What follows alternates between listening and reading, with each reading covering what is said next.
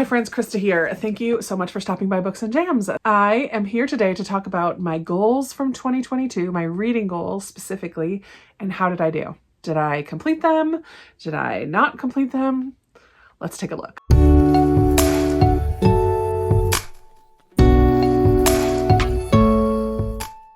I had given myself 7 goals in the year, 7 reading goals in 2022, and we're going to go through the list and see how I did. I'm going to cover up the other ones as we go through so you don't see all of them at the same time until the very end. But my first goal was to read 12 Book of the Month books, and I only read 11 in the year.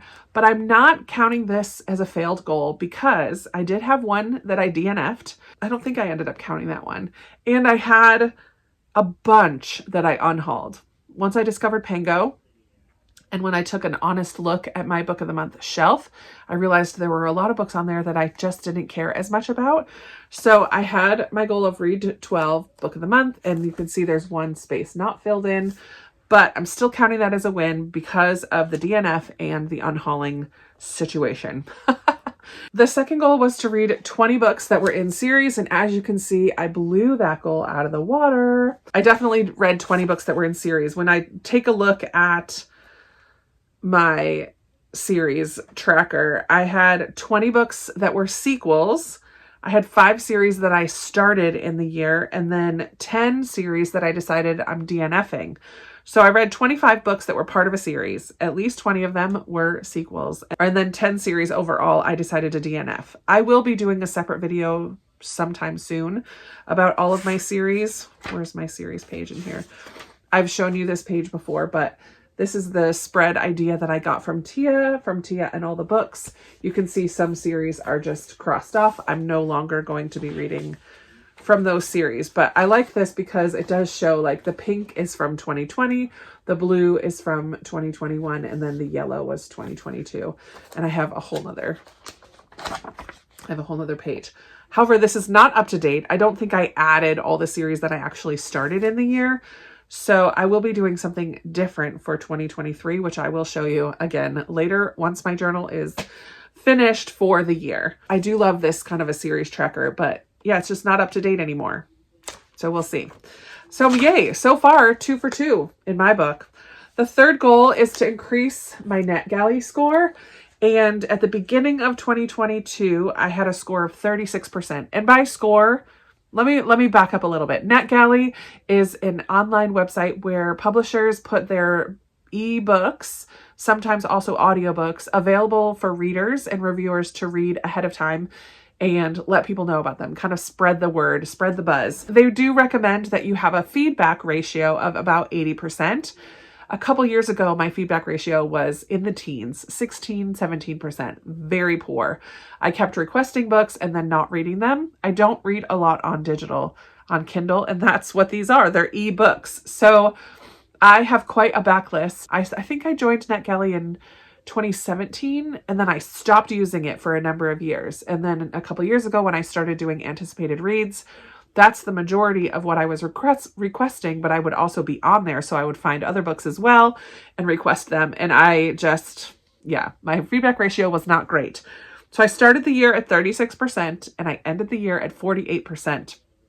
And I'm kind of bummed because I did my anticipated reads for January through March of 2023.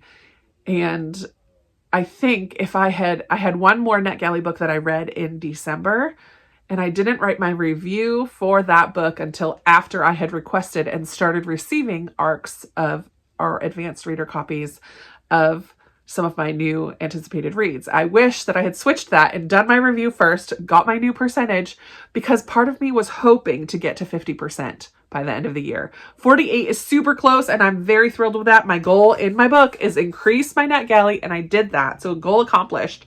But I did want to get to 50%. And I think if I had written that review and gotten that book in there, my percentage possibly would have been 50% before requesting all these new ones. But that's okay. It's pretty close.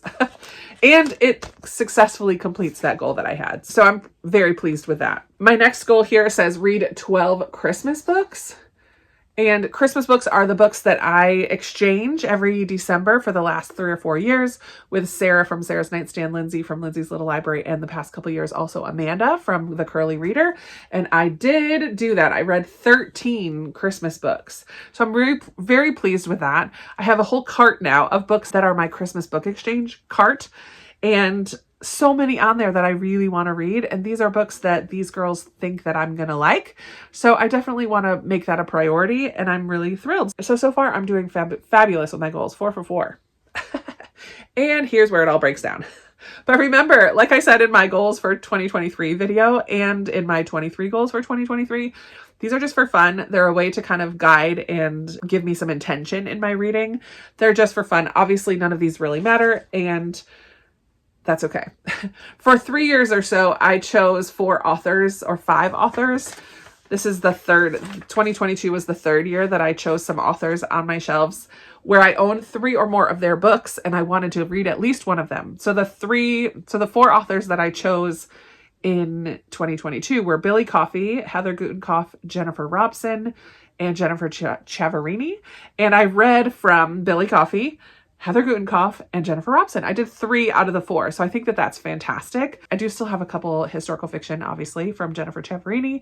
They have stayed on my shelves. She is, I think, a Virginian author, so I definitely still want to read from her. I read The Gown by Jennifer Robson, loved it. I read Little Mercies, I think, from Heather Gutenkopf, and really enjoyed that. And the Billy Coffey one I liked but didn't love. It was When Mockingbirds Sing. So it was okay, but I didn't love it. I will still keep the other books by those authors on my shelves because I liked them enough that I would like to read more from them. My 6th goal from 2022 was to read all of the books I own by Catherine Ray. And as of right now, I believe I own her whole collection. I'll have to double check, but I own 8 books by her, and I read 6 of them this year. So the ones I did not read are Lizzie and Jane, which would have been a reread for me. I have read this in the past and enjoyed it. And the other one I did not read was A Portrait of Emily Price, which I have not yet read. So I do still want to read that one in particular because that would be the final one that I just haven't read yet at all. But this year I read 6 of them. So I read The Printed Letter Bookshop and its kind of companion sequel of Literature and Lattes. Really enjoyed those. I read The London House, which Catherine Ray is getting a little more into historical fiction. I think her new book for 2023 will also be historical fiction. And I enjoyed that as well. The Austen Escape, fun. Bronte plot, enjoyed that. And Dear Mr. Knightley. I think that's pretty successful. 6 out of 8 in 1 year. I'm not sad about that. Even though it's not a goal completed, it was a goal I worked towards and definitely made progress in. So I'm happy with that. And then the final goal that I had was to have 6 months of the year where I didn't buy any books. And I did not succeed in that. I actually didn't track it as well as I had hoped. I could probably go back through my book hauls and figure it out, but I didn't want to take the time for that. So I think I have 3 or 4 months. I think 4, January, May, August, and October. I'm pretty sure I didn't purchase any books during those months.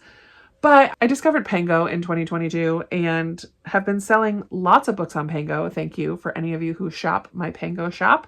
I did just put some new books on there recently. I couldn't decide if I wanted to count Pango purchases as no buy because I'm getting new books, but I'm not spending any new money because I just sold books. But if I had Pango sending me the money to my bank account, that would count as shopping for books because I'm just using my Pango bucks for that. But I don't know. It doesn't matter. Overall, I think 4 months out of the year for somebody who gets a lot of books all the time, I think that's pretty good. So of my 7 goals, I fully completed 4 of them and then almost completed 3 of them. I think that's a really successful reading year as far as the goals that I'm making myself.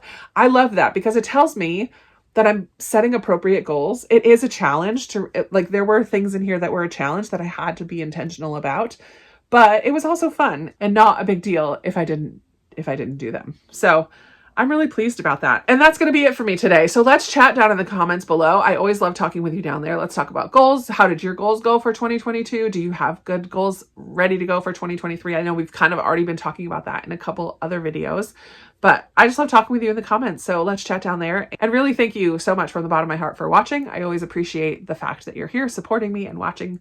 Thanks for those of you who comment for the first time, or if you've been commenting for ages. I appreciate all of you. And I look forward to talking with you in another video very, very soon. Bye.